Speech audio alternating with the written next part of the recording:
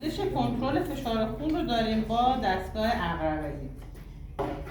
برای کنترل فشار خون بهتره که فرد مورد نظر در وضعیت نشسته یا درازکش باشه.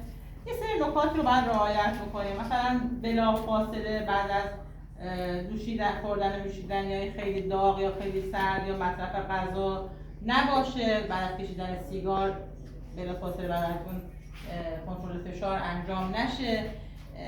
تازه مثلا از راه نرسیده باشه، از پله بالا نیامده باشه، اگر این کار رو انجام داده یه رو 20 دقیقه فاصله بینش بذاریم، بعد فشار رو کنترل کنیم، چون این عوامل به صورت کاذب میتونن روی فشار تاثیر بذارن.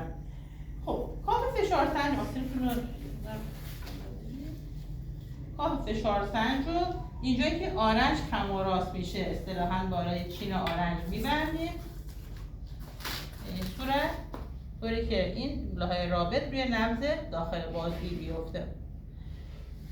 گوشیمون هم دقیقاً روی نبض براکیال داخل بازوی میذاریم زیر این لوحه رابط. الان این پیچ باید بسته باشه، عقربه هم همونجوری که میبینید روی صفر هست.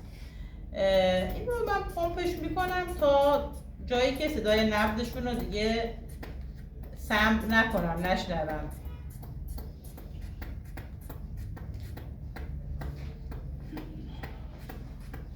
اینجا نمیشنوم صدای نبض 200 میلیمتر جیبه.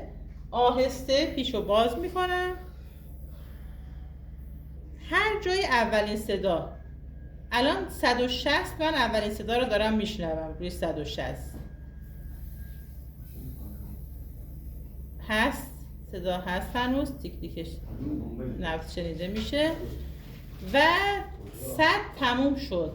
160 روی 160 سیستول، 100 دیاستول. فشار ایشون 160 روی 100 هست، یعنی در رنج نرمال نیست. رنج نرمال 100 روی 70 تا حد اکثر 140 رو 90 هستش.